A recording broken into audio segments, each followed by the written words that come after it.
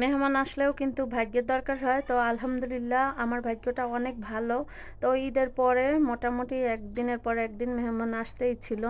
তো মেহমান আসাতে যে আমি এত খুশি ছিলাম এটা আপনাদেরকে বইলা বুঝাইতে পারবো না কতটা খুশি ছিলাম। আসসালামু আলাইকুম আপুরা ভাইরা, সবাই কেমন আছেন?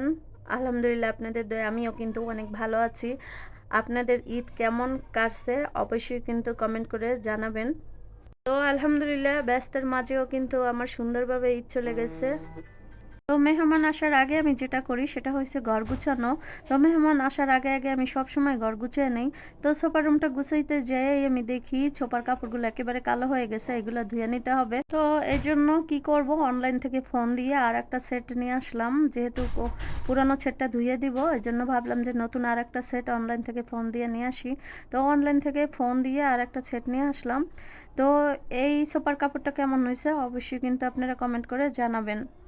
কাপড়গুলো আমাদের বাসায় নিয়ে আসছে, তো ওনাকে বললাম যে আমাদের সোফার কাপড়গুলো লাগাইতে পারতেছি না। তখন উনি বললো কোনো টেনশন করে না, আমি সেট করে দিয়ে যাচ্ছি। তো উনি খুব সুন্দর করে সোফার কাপড়গুলো সেট করে দিতেছে। আর এইদিকে আমি দাঁড়াই দাঁড়াইয়া দেখতেছিলাম যে কিভাবে সেট করে। পরবর্তীতে যদি আমি এই সোফার কাপড় খুইলা পরিষ্কার করতে দেই তখন আমি কিভাবে এই সোফার কাপড় সেট করব। তো এটাই আসলে দাঁড়াই দাঁড়াইয়া দেখতেছিলাম। সব সময় মেহমান আসার আগেই ঘর দুয়ার সবকিছু গুছিয়ে একেবারে চাকানাকা করে রাখি। আর মেহমান যাওয়ার পরে ঘর দুয়ারের যা অবস্থা হয় তা যদি আপনাদেরকে দেখাতে পারতাম তাহলে আপনারা বুঝতেন যে আসার আগে কেমন ছিল আর যাওয়ার পরের অবস্থা কেমন হয়ে যায়। আমার মনে হয় আমার একার সঙ্গেই এমন হয় না, যাদের যাদের বাসায় মেহমান আসে তাদের সবার সঙ্গেই এমনই হয়, যেটা আমার সাথে হয়। তো এদিকে দেখেন সোফার কাপড়গুলো কিন্তু খুব সুন্দর করে উনি সেট করে দিছে আর দেখতেও খুবই সুন্দর লাগতেছে। আর আমার ছেলে আর আমার বাইস্তাটা তো দেখা খুশিতে একবার লাফালাফি করা শুরু করে দিছে। তো আমি একটা ধমক দিছিলাম, ধমক দেওয়ার পরে ওরা চুপ করে রয়েছে।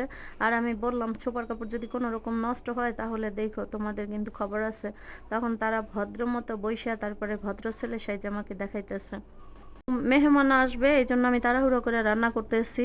আর এদিকে ভাবলাম যে মাছও রান্না করি। তো 2-3 রকমের মাছ ফ্রিজে আনা ছিল। আর ভাবলাম যে আরও কই মাছ আর নাই বাজার থেকে। তো টাটকা টাটকা কই মাছ নিয়ে আসলাম। আর কই মাছটা আনার পরে পরিষ্কার করে নিতেছি। আর মাছ বাজার থেকে আনার পরে যেটা হয়, মাছ ধুইতে কিন্তু আমার অনেক সময় লাগে। কারণ যতক্ষণ পর্যন্ত মাছ ধুইতে ধুইতে সাদা না হবে আমি অতক্ষণ পর্যন্তই মাছ ধুইতেই থাকি। কারণ মাছ যত বেশি ধোয়া যায় মাছ কিন্তু খেতে তত বেশি ভালো লাগে। তো মাছগুলো ভালো কইরা ধুয়ে নিলাম। ধোয়ার পরে আমি হলুদ মরিচ আর লবণ মিশিয়ে তারপর মাছগুলো একটু ভালোভাবে ভাইজে নিলাম। আর কই মাছ একটু বেশি ভাইজা রান্না করলে কিন্তু মাছটা এমনিতেই টেস্ট হয়। এদিকে খালারে বললাম, খালা আমি এইদিকে মাছটা ভাইজা নেই আর আপনি একটু তাড়াতাড়ি করে আমার তরকারিটা কাইটে দেন। তো আসলে পটল ভাজি হবে, তো পটলগুলো কিন্তু কোনো মাছ দিয়ে রান্না করব না। তো খালারে বললাম আস্তে আস্তে করে এই কাইটে দেন। তো আসলে খালা আস্তে আস্তে কাজ করতেছিল, আমি যত তাড়াতাড়ি কাজটা করতে পারি খালা কিন্তু অত তাড়াতাড়ি কাটাকাটি করতে পারে না, যত তাড়াতাড়ি কাটাকাটি আমি করতে পারি। এদিকে দেখেন বড় মেহমান আপ্যায়ন করার আগে কিন্তু ছোট ছোট 2টা মেহমান এসে হাজির। যখনই আমি মাছ বাছতেছিলাম এটার ঘেরান তাদের নাকে চলে গেছে আর গেটের বাইরেই তারা ম্যাও ম্যাও করা শুরু করে দিছে।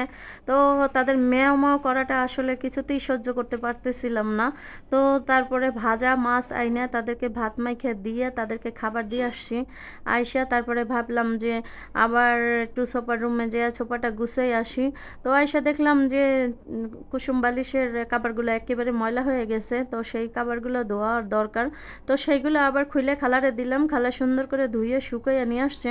আর আমি কাপড়গুলো আবার সুন্দর করে বইরে তারপর আবার সোফার ভিতরে সাজাইয়া দিলাম। খালারে বললাম যে খালা এই রুমটা গুছানোর পরে আপনি মোছামুছি করে রুমটা আটকাই দিয়েন, এই রুমে যেন আর কেউ কেউ যেন না আসে। তো এই রুমটা ভালো করে মুইছে আর লাইট ফ্যান সব কিছু অফ করে দরজাটা লাগাইয়া দেন। আর তাহলে কেউ আর এখানে আসবে না আর রুমটাও নষ্ট করবে না। তো খালা দাঁড়ায় দাঁড়ায় আসলে আমার কথা শুনতেছিল। তো তারপরে খালারে বললাম যে খালা এই কাপড়গুলো সুন্দর করে আপনি আর আমি দুইজনে মিলেই তারপরে ধুয়ে নেব।